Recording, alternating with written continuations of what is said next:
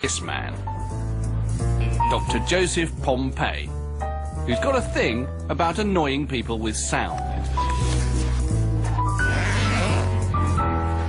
Hey, you.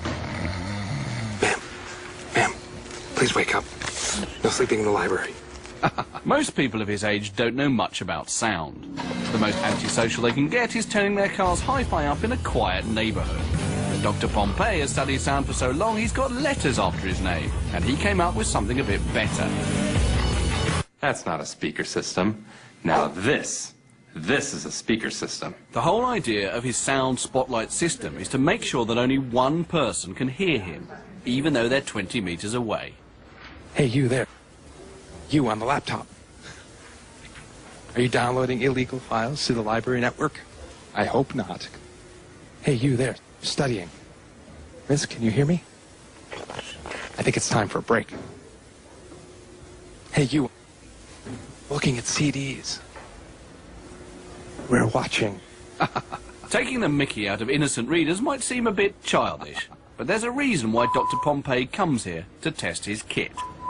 A library is about the most sensitive area you can think of for background noise and generating sound that people don't want to hear.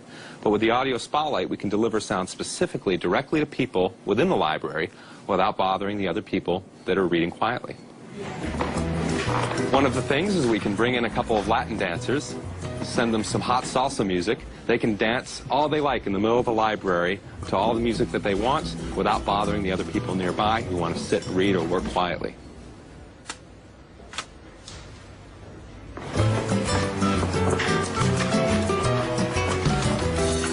The system works like this.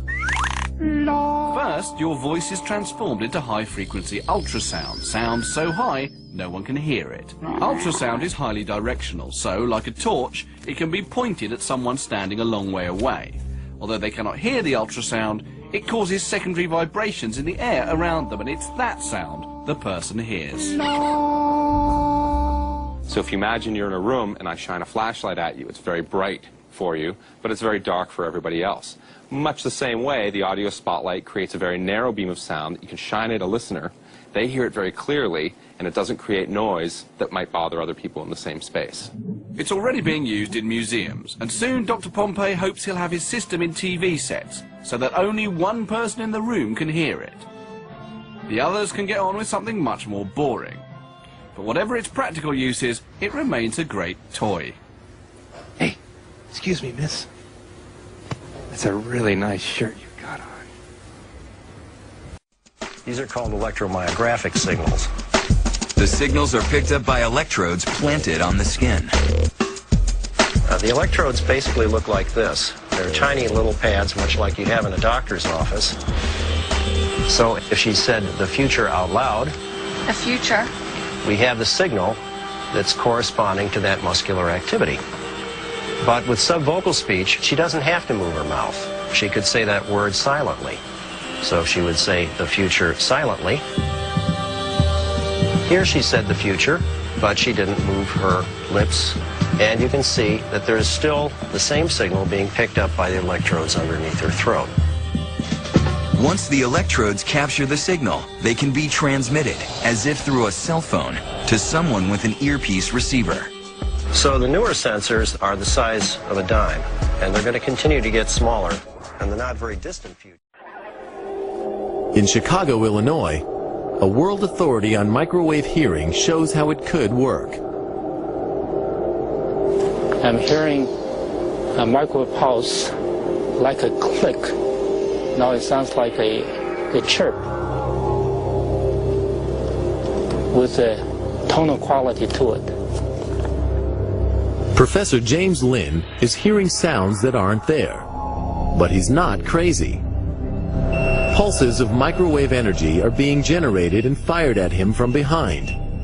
Microwaves can be heard depending on the individual, depending on the hearing acuity of the individual. Individuals with fairly normal hearing can hear microwaves at quite a low level. The energy of the absorbed microwaves causes brain tissue to very slightly heat up and expand, causing a pressure wave to be picked up by the hearing mechanism in the inner ear. Professor Lynn is far from hearing voices. but it could be possible to send coded signals to an agent this way. Brain is an electrical organ. It is susceptible to electrical signals. Since microwave is electrical, therefore, in principle, one could embed or encode information in the microwave signal.